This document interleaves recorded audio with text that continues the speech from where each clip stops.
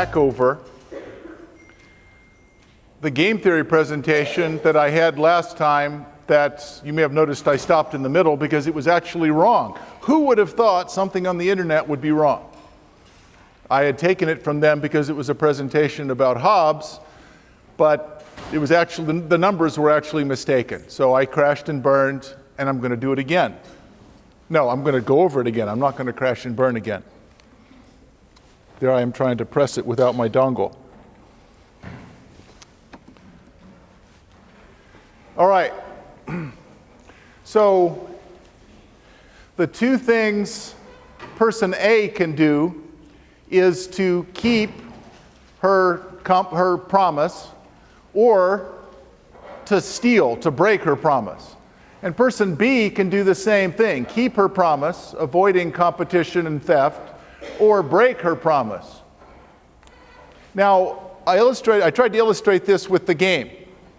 That is the Golden Balls game, with the incredibly disturbing psychotic blonde woman who lied directly into the person's face and then did what the game actually said you should do. And it's in the context of a game. We still find it disturbing when someone can lie with such facility.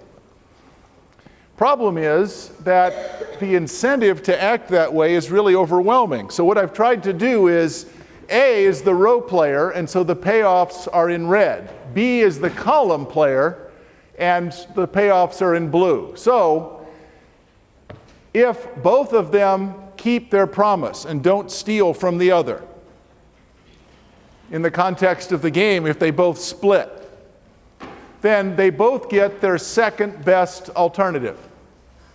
If, however, I expect you to split, I should steal because then I'll get all of it. 1 is bigger than 2. So if column, if the blue player is going to play split, my choices are to split or to steal. I'll be better off if I steal. Or suppose I expect the column player to steal. Well, my choices are to split or to steal. Now, I get 0 either way, but I'll be much happier if I also steal rather than if I'm just that person's, I'm searching for words. If I give that person all of the money, I'll be very upset. So if I think that she's going to steal, I should steal too. Now, this is what game theorists call a dominant strategy. Regardless of what I, A, the row player, expect B, the column player, to do, I'm better off if I steal. If I expect B to play this column, my choices are 1 or 2. 1 is better. If I expect the column player to steal, my choices are 3 or 4, and 3 is better. So 1, 2, 3, 4 is the order of my preference. B knows that and is playing a symmetric game. What do we expect to happen? Well, what we expect to happen is that both players steal. That's actually upsetting because if both players split, they're both better off. If both players split, they're both better off. So it seems like a problem with a behavioral model that predicts that the group will be worse off than it could be. Why would that be the prediction of the model? And the answer is the one that we've just given. Acting individually, each of them would be better off if they steal rather than split. So the problem is, this is what we expect to happen. Forgive me, let me go up. This is what we expect to happen, but we'd both be better off if we could make this happen. And that was Hobbes' answer. Up at the top here it says, covenants without the sword are but words. And as you've already seen, Hobbes thought the answer was the sword.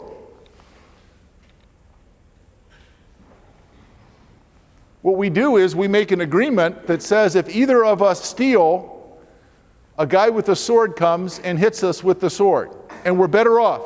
And we're better off. we're not as well off as we would be if we were the only one that gets to steal. So what Hobbes said is that in a social contract, if a group constitutes itself, each member of the society will give up those rights they want others to be obliged to give up also. Each member of the society will give up those rights they want other people to have to give up. I would prefer that everybody else has to give them up and I don't, because I am God's special snowflake. Everyone thinks when they look in the mirror, don't you ever die. Damn, you're good looking. But other people just don't think that. At least in my own experience, that view of me is not widely shared. My wife certainly doesn't have it. Instead, they would like all of us to have to obey the rules. So you can see why that's going to be the solution. Now, there may be other ways that we can get cooperation. So we have another split or steal game. And unfortunately, this terrifies me, another blonde woman.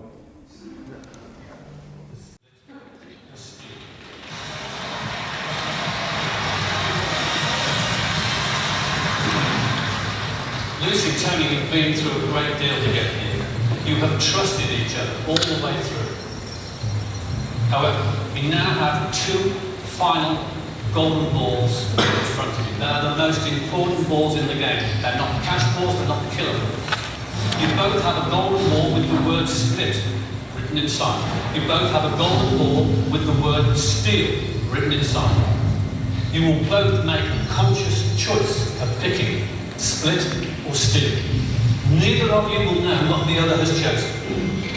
If you both choose the split ball, you will share today's jackpot of £66,885, and you will go home each with £33,442.50. That's an enormous amount of money. If one of you splits and one of you steals, whoever steals goes home with the total jackpot of £66,885.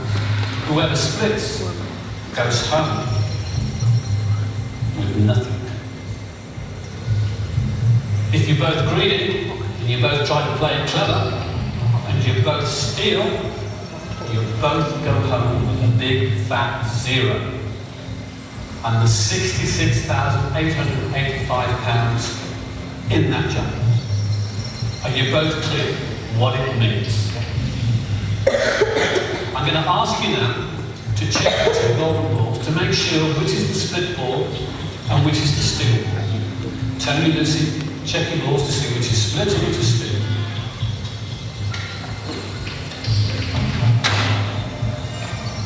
They always look at both. Why? You look at one, you know what the other one can choose. I'm going to give you a little bit of time to talk to each other about what's happened today and how you feel. It's £33,000 each.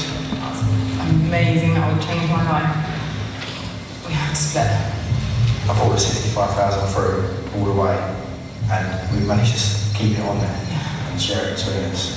We've done well. There's a huge amount each to share, go away with. It's a dream amount. I would definitely split it between Me too.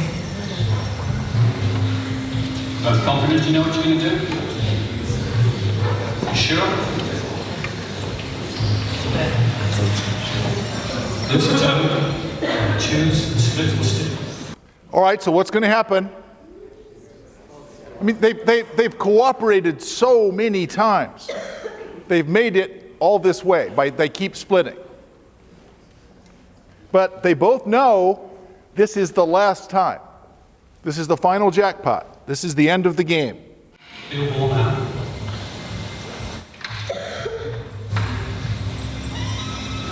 You ready? Split or steal?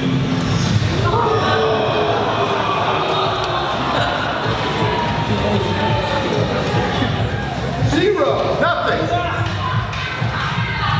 The audience is laughing.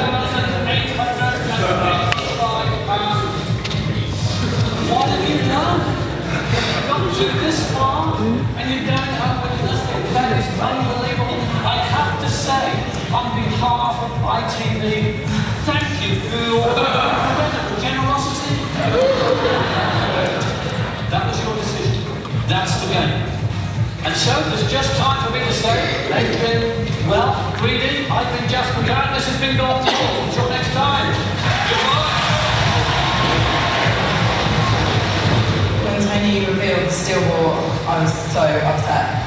But at the same time, his foods. I just saw some gestures or sort of body language from Lucy that made me think she was going to steal. I feel so upset about losing that money, and I'm going to be upset for a long time. All right, which one of them made a mistake? Neither. They actually both played correctly. Could either of them have done better by changing their strategy? Absolutely not. In fact, given what the other person did, they did the right thing. That's the Hobbesian insight.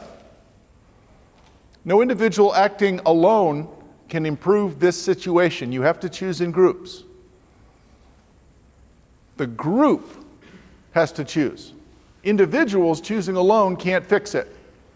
Markets are mostly about individuals choosing alone. So if you have a problem with the environment, with pollution, with laws, markets can't solve those problems. We have to choose in groups, and we have to use the institutions that groups use to choose. So that's the thing to remember. This situation, where no individual could have acted differently, is called a Nash Equilibrium, named after John Nash, the guy from the movie a while back called A Beautiful Mind. Now, they completely botched the equilibrium. The movie does a terrible job of representing it. This is better. The Nash Equilibrium is where each other's expectations are fulfilled, and each does as well as they can, given what they expect the other person to do. Problem is that sometimes there's a way to make both people better off, even though you can't make either individual better off. So this problem is called the prisoner's dilemma. You've probably seen it in high school. I just think that the golden ball presentation is more striking. If you perform this experiment over and over again, most of the time both people steal.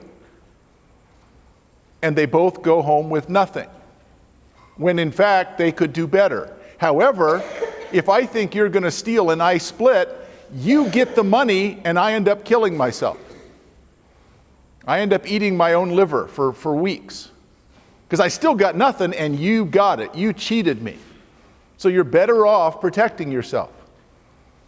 Question is how to solve that problem. And the answer, according to Hobbes, was a state having a way of enforcing this contract. But it's different than enforcing bilateral contracts.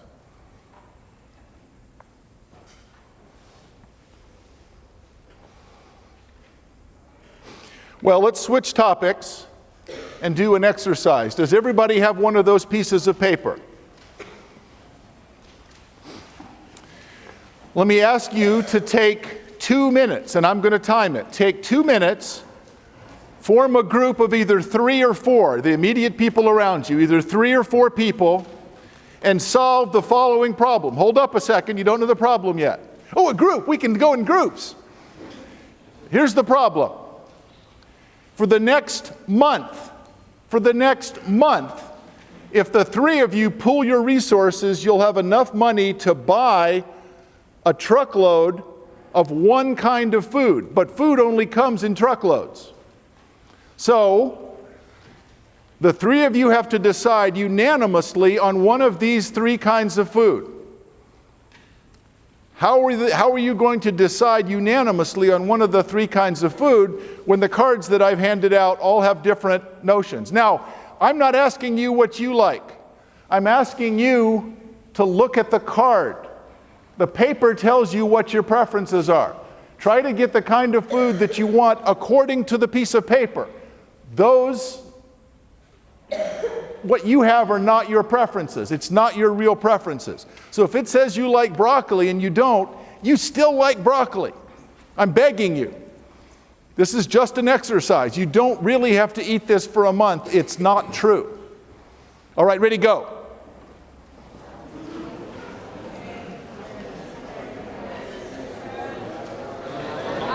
Does it have to be 1, 2, 3? Yeah, it's 1, 2, 3. Okay, well, we're gonna...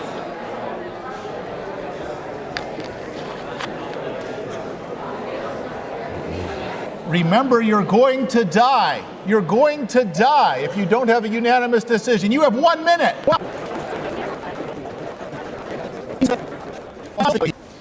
All right. How many groups decided apples? How many decided broccoli? Wow. How many decided carrots? How did you decide?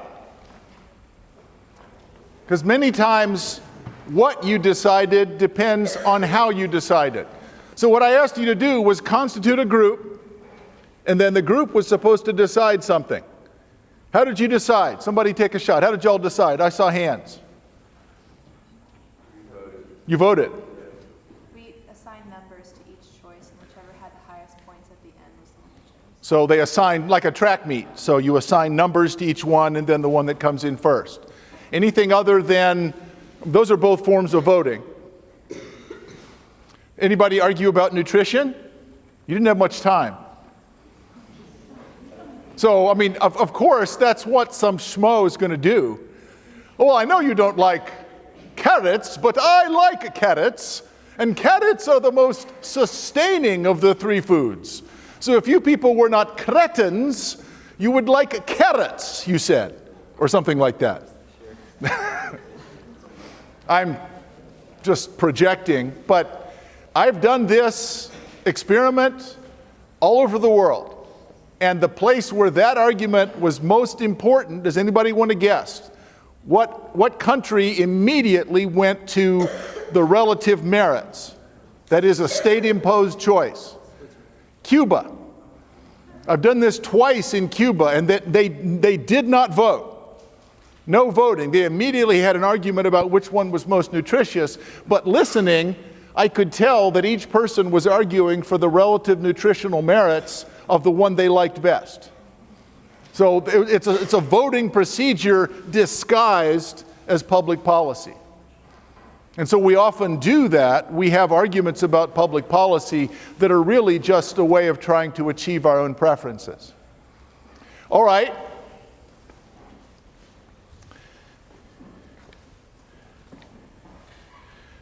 Let's vote, though. Small groups, you're probably going to be able to choose. You might be able to discuss. Larger groups, we're probably going to use a different kind of voting procedure. So, larger groups need a more formal kind of institution. Markets are a discovery process using price. Politics is a discovery process where we use votes. So votes play sort of the same role. The question is, do they produce the same kind of good outcomes? Under some circumstances, prices in markets tell us a lot about relative scarcity. In this case, what I want to know is, should this group choose apples, broccoli, or carrots to eat for the next month? Well, we have to choose, and we disagree. So what we're likely to do is vote. Politics is a discovery process that uses votes. Politics is the process of deciding in advance on rules about how to choose, and then accepting the outcome of the process, even if you disagree with that outcome, because you agreed to the rules. Politics is choosing rules and then using those rules to choose outcomes.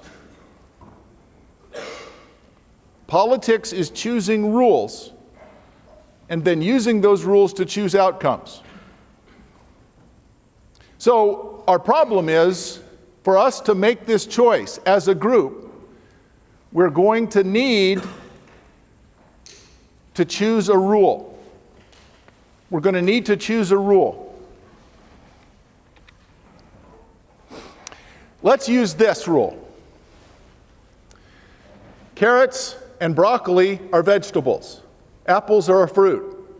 Let's decide which vegetable we like best first, and then throw our books. Because we're thinking, this is not turning out right. She can just see it. She's looking ahead thinking, I'm not going to eat that crap. We start out choosing between the two vegetables, and then the one of that we like better will then compare to the fruit And the winner of that will be the one that we're going to eat.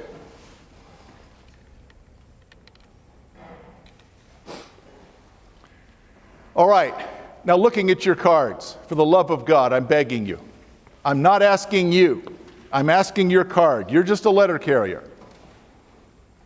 Looking at your card, which one do you like better? Broccoli or carrots? Broccoli or carrots? And since you're clearly deeply invested in this, would you be willing to be scribe and help me count? So when I ask for the vote, stand up, and you and I have to decide which one is the larger group. We're not actually going to count. We're going to decide which one is the larger group. All right? You can feel the tension, because this is important.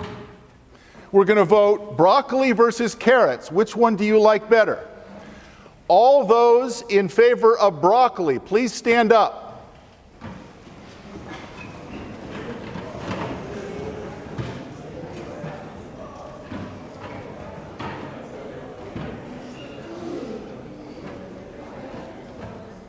All right, please sit down. All those in favor of carrots, please stand up.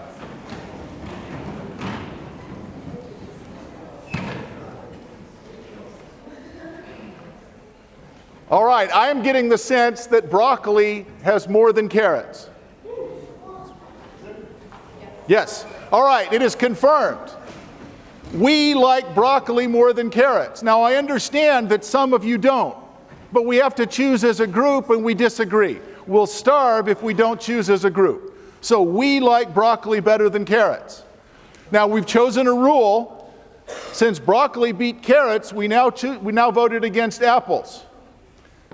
I'm begging you, looking at your cards. I'm not asking you. Looking at your cards. Apples versus broccoli.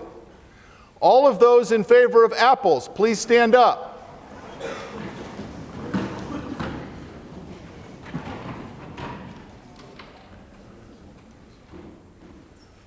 All right.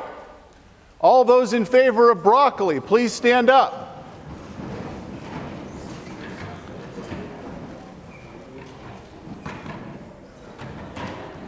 All right, thank you.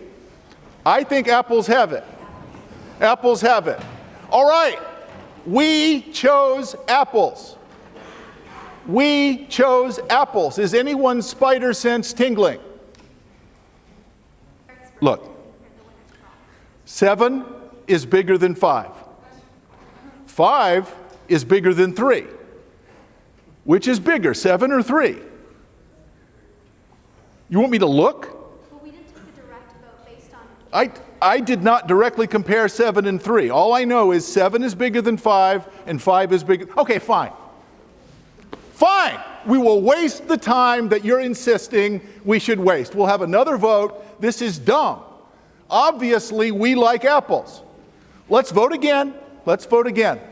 Some people just have so much time on their hands, they're willing to waste time in class. All right. We're going to vote apples versus carrots. We're going to vote apples versus carrots, which is completely pointless because we know apples are better than broccoli and broccoli's better than carrots. Looking at your cards, let's take this seriously to show what a waste of time it is. Looking at your cards, all those in favor of apples?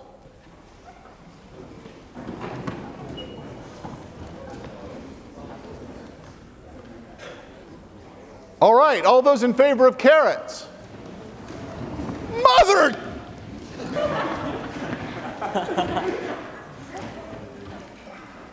Oh, hell no.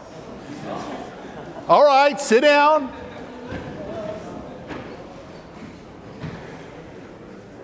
I hope you're proud of yourself, because she's right and I'm wrong. It was not a waste of time because it's not like 7 and 5 and 3. Voting with 3 choosers, 3 choices, and disagreement is rock, scissors, paper. What's the best strategy in rock, scissors, paper? Well, it depends. Which is the best apples, broccoli, and carrots?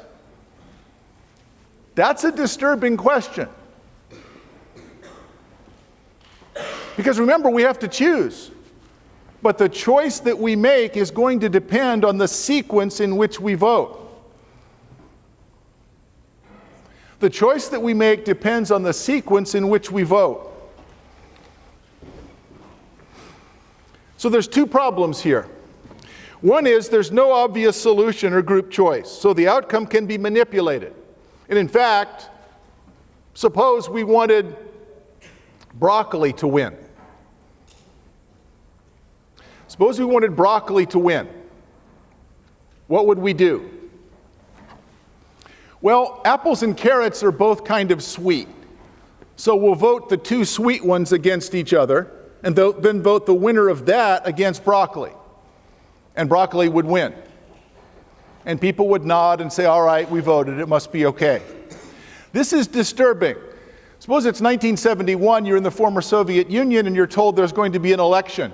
You go into the voting booth, and your choices are, I want to vote for Leonid Brezhnev, or I'd like to be shot in the forehead with a 7.62 by 39 millimeter shell from a Kalashnikov. I'm going to go with the whole Brezhnev thing. That doesn't seem like democracy. Suppose you went into a voting booth and chose between two alternatives selected for you by someone else. That seems like democracy. Now, that could never happen, that we would actually go into a voting booth and choose between two alternatives. Holy shit. That's what we always do. That's what we're going to do for this presidential race. We're going to go and vote between two alternatives chosen for us by some process we haven't paid much attention to. That seems bad. The point is, if you will let me choose the final two we're going to vote between, I can get any outcome I want. If you will let me choose the sequence, agenda control is tantamount to dictatorship. Agenda control is tantamount to dictatorship, except that it's not as clearly dictatorship as the Brezhnev bullet in the forehead thing. That doesn't look like democracy. This looks like democracy. So worse, there's no obvious solution in the sense that even if you know all this, what's the right thing to choose? If a majority prefers apples to broccoli, prefers broccoli to carrots, prefers carrots to apples, it's not a three-way tie. It's not a three-way tie. Anything you choose is opposed by a majority in favor of a feasible alternative. Let's suppose we have consultants in. The consultants say broccoli. We say, okay, broccoli. We get out in the hallway, we're drinking some water, we're talking. People say, yeah, broccoli, but I liked apples. You too? I liked apples. It turns out a majority of us liked apples. Let's kill the guy who suggested the consultant. Ah! Right out the window. Dead. So we have apples. We get out in the hallway and people say, yeah, apples, but I preferred carrots. You too? Let's kill the guy who said apples. Ah! Dead, out the window. We get out in the hallway. We start saying carrots. Yeah, I liked broccoli. You too? Dead. A majority is opposed to every alternative. This is very important. It's not a three-way tie. It is not a three-way tie. It's rock, scissors, paper. There's no ties in rock, scissors, paper unless you each choose the same strategy. It's not a three-way tie. I'm going to say that until you're no longer confused by it and you're just bored. It's not a three-way tie. If you assign numbers, like this group did, it's going to look like a three-way tie if you have three people and they disagree. Because each one of the alternative gets a 3, a 2, and a 1, so it's tied 6 to 6 to 6. That's going to hide the underlying fact that a majority is opposed to every alternative. It's not a three-way tie. So two problems. Problem one, this system is subject to manipulation. Problem 2, it's radically indeterminate. It's literally incoherent in the sense that it is incapable of choosing. There is no best alternative. A majority is opposed to every alternative.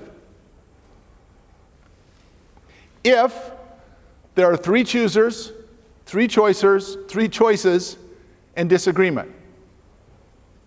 Those are the necessary conditions. There's 3 choices, 3 choosers, and disagreement. Now let's go back with that as preface to the core of discovery. So remember that the core of discovery had 3 alternatives. They could stay at station camp, they could build a new fort on the south part of the river, or they could go back upriver. And what we know is that in these different accounts, this is how the group is split. So there's not a majority in favor of any one of these. Well, in order to know, you'd need to know not just people's first preference, but their second and third preference. So on that card, you were able to vote between the 3 alternatives because you had a ranking: best, middle, worst. Let's see what that would look like for the voters from the core of discovery. Well, the people who like station camp, we know they like station camp best. Suppose they thought Fort Clatsop was middle. Least of all, they wanted to go upriver. Fort Clatsop, the people who favored Fort Clatsop, second best was upriver, third best was station camp. The upriver people wanted to stay upriver, obviously. Second best is station camp, third is Fort Clatsop. We have 3 choices, 3 choosers, and disagreement. It looks like we can get any outcome we want by choosing the order. Let's see if that's true. Suppose you wanted upriver to win. Now remember, there's only 6 people who want to go upriver as a first preference. Only 6 out of 28. Only 6 of 28 want this first. Well, what would we do? We would vote station camp against Fort Clatsop. Which one wins? Station camp, Fort Clatsop, station camp. Station camp wins. So we like station camp best. And you can think of a reason to do this. Let's start by saying which one at the mouth of the Columbia are we going to pick, and the winner of that will vote against going back upriver. It's quite logically plausible. So we have station camp. Now we're going to vote upriver against station camp.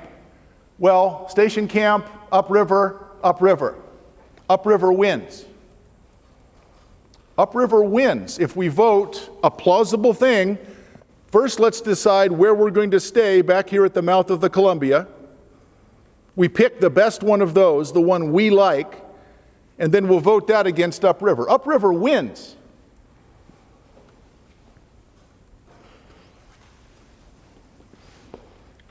Suppose you wanted station camp to win. Well, by this time, you can probably flesh out the approach. If you want one to win, you vote the other 2 against each other.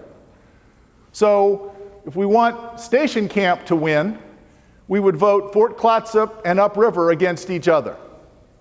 Well, Fort Clatsop better than upriver, Fort Clatsop better than upriver, upriver better, so Fort Clatsop wins. So we've decided on Fort Clatsop. Now we'll vote Fort Clatsop against station camp. Station camp wins, Fort Clatsop wins, station camp wins. So we get station camp as the outcome. Same preferences. Same preferences. Just a different sequence of votes and you get a different outcome. I'm the maker of rules playing with fools, and I can cheat you blind. The person who sets the agenda is a dictator. People go along like sheep saying, well, we voted, it must be democracy. So presumably you now know how to get Fort Clatsop. Well, Fort Clatsop is the one they actually decided on. So the point is, given the preferences from the journals, a person with agenda control could have gotten any outcome. any one of the three outcomes. What is required for that to be true? The necessary conditions for that to be true are 3 or more choices, 3 or more choosers, and disagreement. Now, in fact, they chose Fort Clatsop. This is a rendering of it from apparently a drone. It was built of wood. They survived. They made it back in September of 1806, and all was well. But what's interesting is they decided to vote. Last time I gave 2 arguments for why they might decide to vote. One was they wanted information. The other was they wanted a sense of belonging, of teamwork. Well, did they get information? Sort of. Are voting procedures capable of generating information? Well, suppose I had handed out just one card and all of them said apples are best. Voting wouldn't have been very interesting because all of you would have said, we like apples, we're choosing apples. A lot of things are like that. A lot of times we agree, but in that case we don't need to vote. It's not controversial. Controversies only come about when we disagree.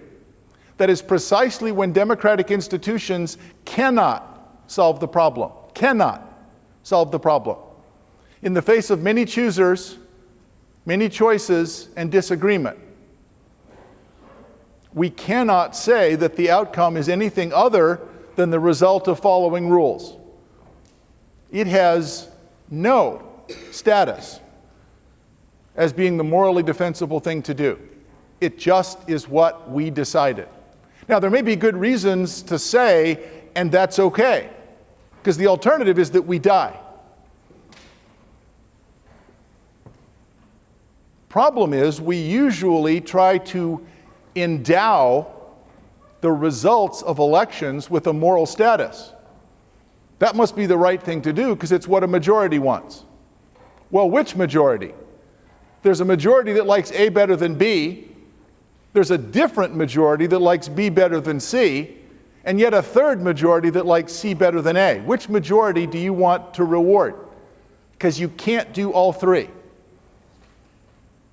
You're going to disappoint one of those majorities. You must act against the will of one of those majorities. This is not an empirical argument, it's a logical requirement. You must act against one of those three majorities. So there's no such thing as the majority, there's many majorities.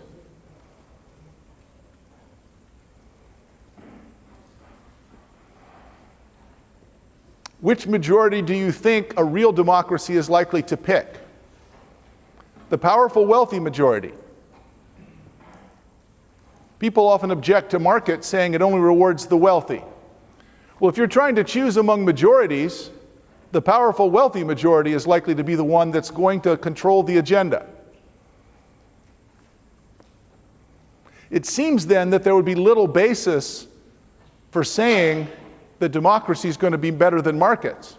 Now, it may well be better on the grounds that we have to choose things using voting rather than prices. That's fair enough. But as far as saying it's more likely to reward the poor, that seems unlikely. There are many majorities. There are many majorities. You can't satisfy all of them. In a contest for power, the majority that's likely to win is the one that's already powerful. Wouldn't it be astonishing if the powerful were to set up an agenda that harmed them? If agenda control determines the choice, people are going to spend a lot of time and money ensuring that the agenda that they want is the one that we actually use.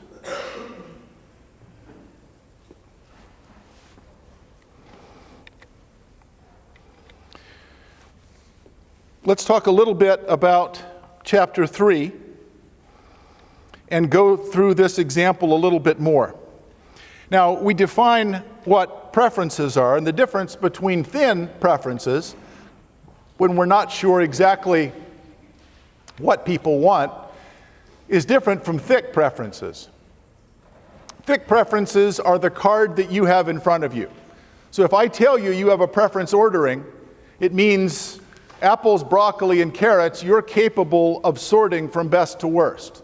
A thick preference is an actual instance of that. I like A, then C, then B.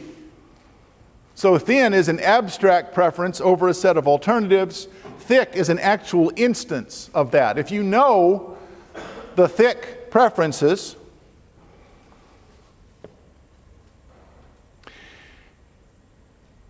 and you know the way that the group has chosen how to decide, you can make predictions about outcomes.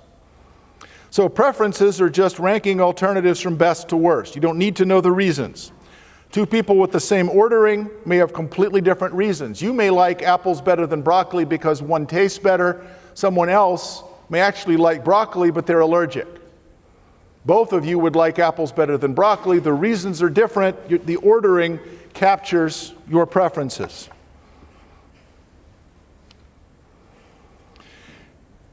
To define a group choice, then, we need thick orderings, the actual preferences. We need to know what the set of alternatives are. We need to know what decision rule they're going to use. We can make predictions. Now, in markets, we use price to aggregate this. In politics, we have to use institutions of choice. How are they deciding how to vote? What's the voting procedure that they're using? Because voting procedures are also discovery mechanisms. If we disagree about apples and broccoli, it's unlikely we're going to be able to talk about a solution. There are a number of issues that come down like this. If you go home to Thanksgiving, somebody wants to talk about reproductive rights, abortion, you probably just shouldn't talk about it. They've already decided what they think. You've decided what you think. You both have reasons that seem good to you. You're unlikely to change your mind at this point. It's a little bit like chocolate and vanilla. You say you like vanilla, I say I like chocolate, and you say, oh, I must have been wrong. I like chocolate too. Said no one ever. We actually have decided what we like. We've decided what we think. So for the group choice example, we now have three people, Eugene, Justin, and Willow, and they're trying to solve the same problem that y'all solved in groups. So there's three people, three choices, and disagreement. And you can see, in terms of best, middle, worst, Eugene likes apples, Justin likes broccoli, Willow likes carrots. So let's use the vegetables then fruit approach. Vegetables are B versus C, and then we'll vote the best vegetable against apple. This is exactly what we did in class.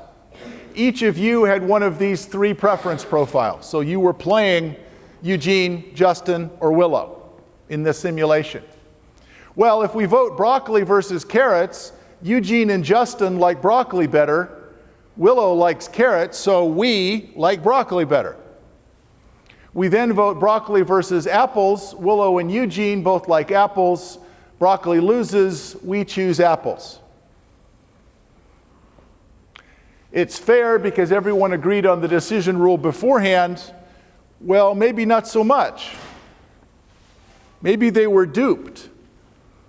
Most people will, in fact, agree on that decision rule. It's a logical seeming decision rule. First, let's pick the vegetable, and then we'll choose the apple. It is pure deceit. It is pure deceit to propose that decision rule. Or let's suppose that you just choose it by accident. It's still not really a democratic choice because the outcome is determined by the process, by the agenda. All right, does anybody see a problem with my claiming that agenda control is tantamount to dictatorship? Notice nobody agrees on anything. Nobody agrees on what's second best. Nobody cares about. So this is probably pretty rare. But it's precisely in this kind of time that we would most worry about democratic institutions to solve the problem, because if we don't disagree, it doesn't matter what the decision rule is. So it's only when we disagree, when we really, really disagree, that we depend on the decision rule. Does anybody else see a problem with this? Here it is. Justin. What is Justin like? Justin likes apples least. This process is going to result in apples. This happens a couple times, and Justin says, you know, I don't really like apples, and yet we keep choosing apples. I wonder what would happen if I voted for carrots in the first round. Now, it's true that I like broccoli, but if I vote for broccoli, we end up with apples. So a vote for broccoli, given this agenda, is in effect a vote for apples. I'm going to stop doing that. So there's many logical decision rules. Suppose we used air first and then dirt, broccoli and apples. We have Willow and Eugene that like apples, and then carrots win. So air first, then dirt. These two grow in the air. We'll vote then against carrots. So if you wanted carrots, this is the one you would want. So one thing Justin might do is say, I don't like vegetables first and then fruits. I think we should use air first and then dirt. People say, oh, that makes sense. All right, the ones that grow in the air, we'll vote on that, and then dirt. But then Justin gets the carrots that he wants. So we might fight over the decision procedure. But there's a better answer, I think, and that's called strategic voting. Strategic voting. Justin recognizes that if he votes in vote 1 for broccoli, the result in vote 2 is going to be apples.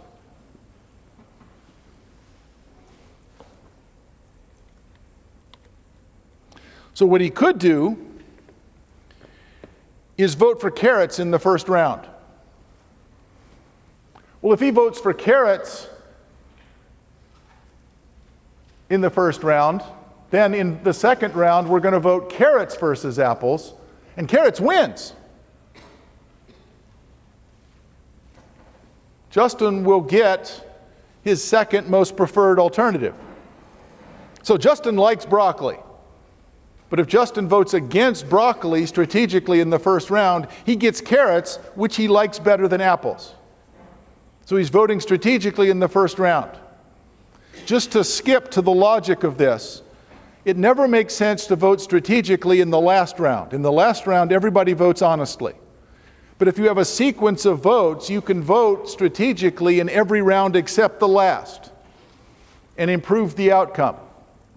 Does everybody see why this improved the outcome?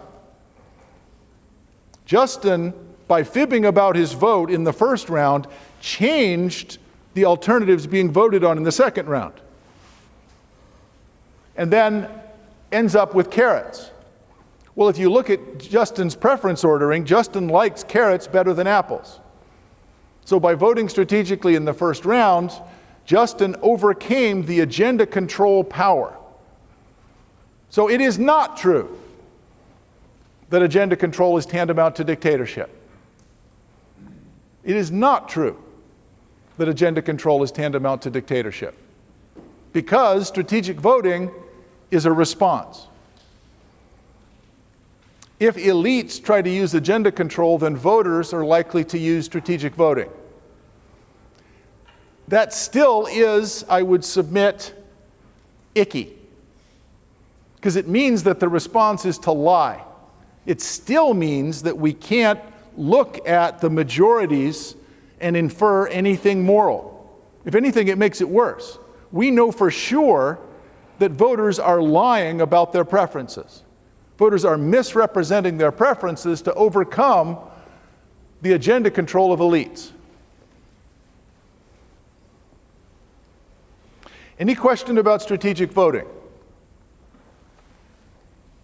It may take you a couple times of looking at this to understand it.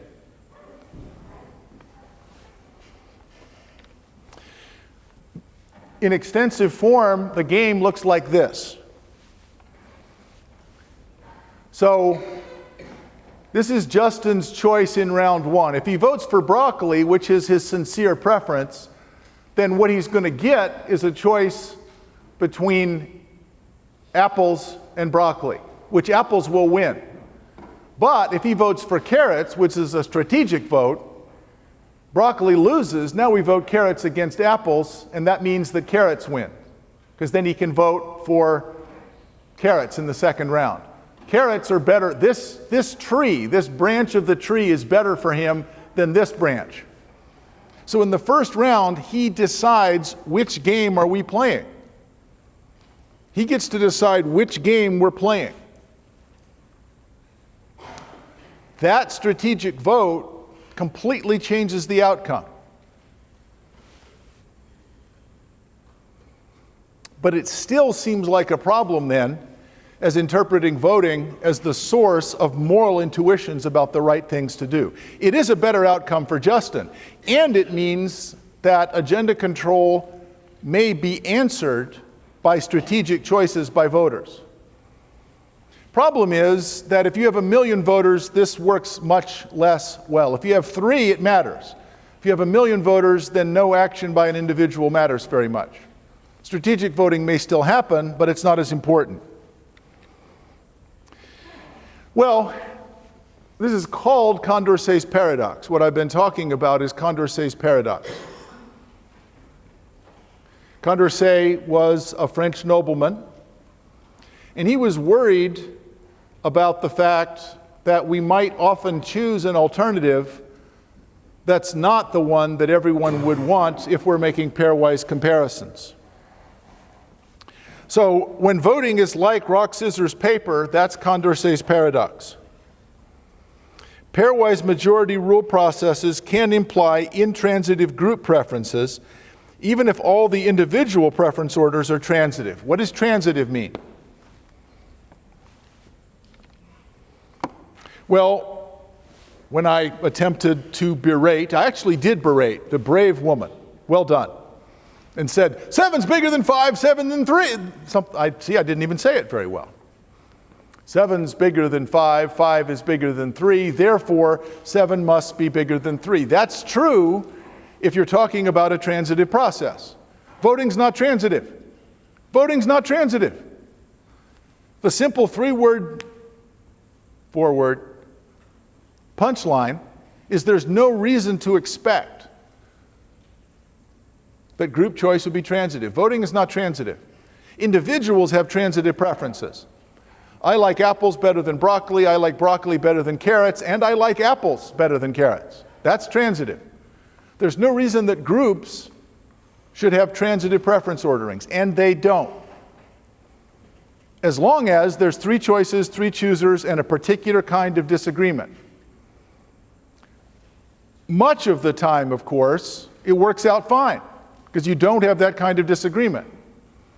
Sometimes it doesn't work out. When? When does it not work out? It fails to work out precisely at that time we most need a determinate choice, when there's disagreement.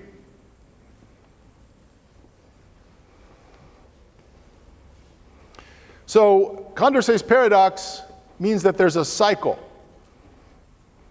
X is greater than y is greater than z, and z is greater than x. So it's intransitive. If a preference is not transitive, we say it's a cycle. And it's not a tie. Notice that it's not a tie. Apples are preferred to broccoli, is preferred to carrots, is preferred to apples, and so on.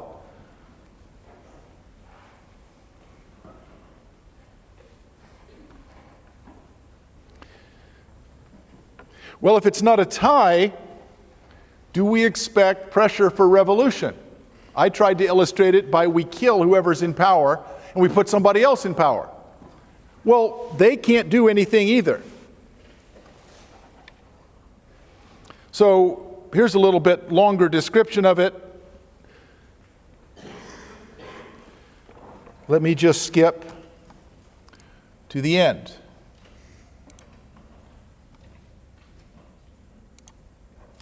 So to summarize, Democracy is indeterminate if there's 3 choices, 3 choosers, and disagreement of a particular kind. Agenda control confers powers on leaders, but agenda control can be defeated by disguising or strategic preferences. Coalitions can be formed to help secure preferences. Systems based on constitutions and parties can result in stable outcomes, but pure democracy is dangerously unstable.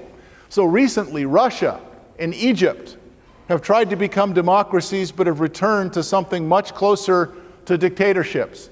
Germany was famously in the 20s a democracy. France in the 1790s.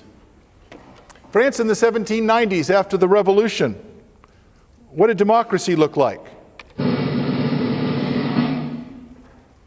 That's a head. The main thing in French politics was to try to get ahead. If you were the leader, you were probably going to be killed in a month or 2. They kept saying, really, the Girondins? Let's kill them. Ah! Over and over again, they killed them. What was the result of this experiment in democracy?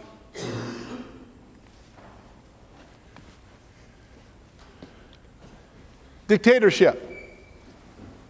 Why do we see the same thing so much today? Because it's the same problem. Democracy is so unstable that dictatorship is preferable. For the reason Hobbes said, covenants without the sword are but words. See you Wednesday.